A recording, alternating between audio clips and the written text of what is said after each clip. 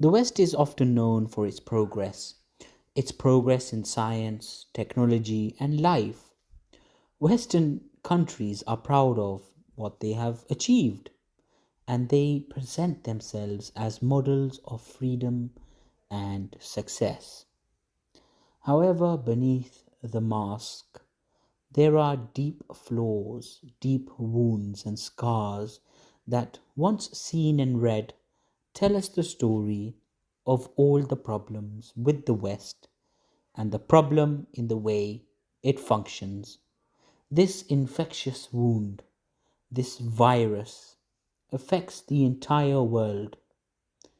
Today, we will look into the ideas of the West.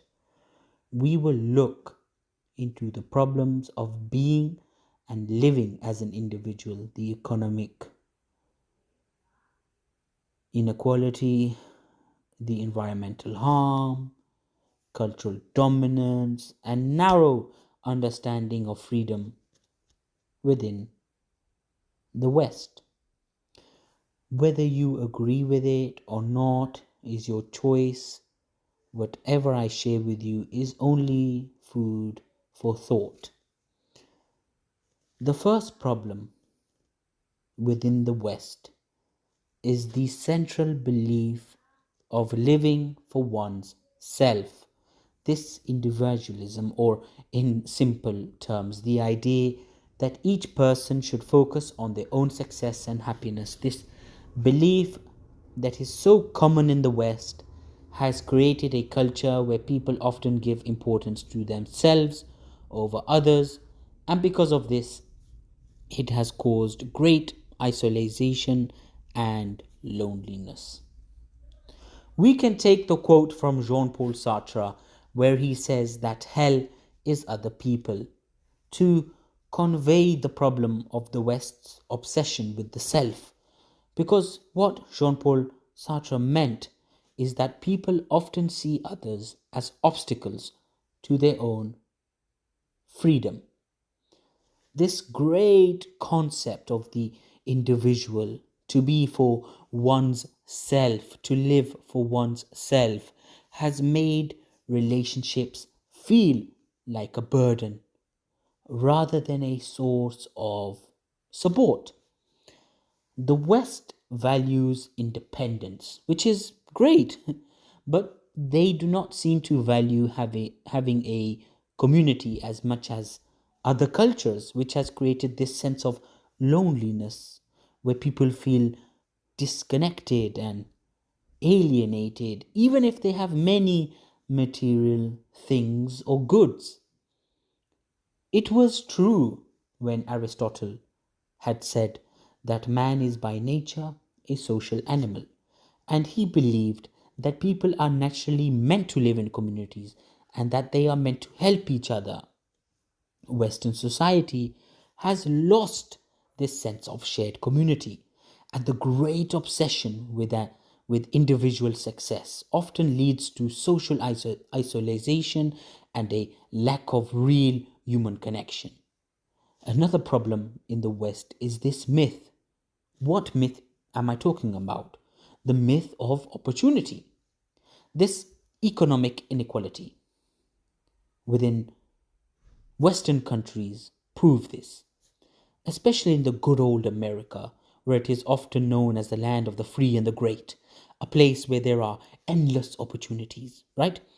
The idea that anyone can become successful if they work hard enough, um, often known as the American dream, where it suggests that anyone can rise from poverty to wealth through effort, is not true. It is not true for everyone. Why? Because class struggles exist. In every society, there have always been struggles between the rich and the poor. In the West, even though capitalism promises equal opportunity, it often keeps wealth and power in the hands of a small group of people. Those who start out poor often remain poor, no matter how hard they work.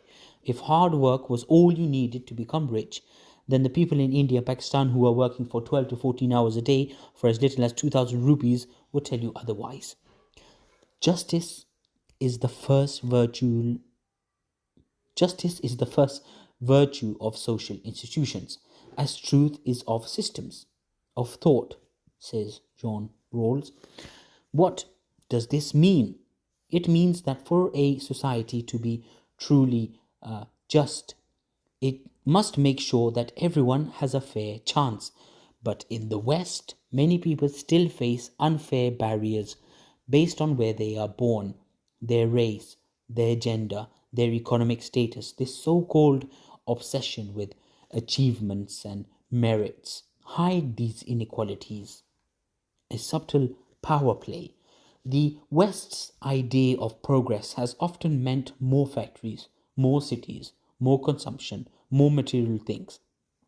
While this has, of course, brought an advancement in technology, it has caused a lot of harm to the environment. Industrialization, which, mind you, began in the West, has led to problems like pollution, climate change, and the destruction of nature. For centuries, the West has believed that its culture is the best and has tried to spread it across the world. That is why we had colonization. That is why Western values were forced on other cultures. Even today, the West's influence is seen in movies, brands, education, music, sports, sex, and it has pushed out local cultures. Edward said, a philosopher, had quoted that the Orient was almost a European invention and had been since antiquity, a place of romance, exotic beings, haunting memories and landscapes, remarkable experience. But what was he talking about? What was Edward Said talking about? He was talking about how the West has viewed other cultures, especially those in the East, as exotic and inferior. This view allowed the West to then dominate these cultures by, first of all, colonizing them, and then later through globalization. Freedom is one of the most important values in the West, but it is often understood in a very limited way. Where Western societies tend to focus on personal freedom, the idea that people should be free to do whatever they want without interferences. And while this is an important part of freedom, it can lead to selfishness and harm to others. Now, Berlin, a political philosopher, made a distinction between two types of freedom: negative liberty, which is freedom from interference, and positive liberty, the freedom to achieve your potential. Okay? He said freedom for the pike is death to the minnows. This means that while one person may be free to do whatever they want, this freedom can harm others who do not have the same opportunities. The Western idea of freedom often ignores the responsibility that comes with it. For example, the freedom of speech allows harmful ideas, such as hate speech or lies, to spread easily. In the same sense, economic freedom allows businesses to exploit workers or harm the environment without any consequences. True freedom, as Bernard suggested, must be paired with responsibility towards others and the planet. The West's flaws, its focus on being for oneself, or individualism, its economic inequalities, its environmental harm, its cultural dominance, its incomplete idea of freedom are deeply rooted in its history and values. These issues don't just affect the West, they impact the entire world. To truly live up to its ideals, the West must really rethink its approach.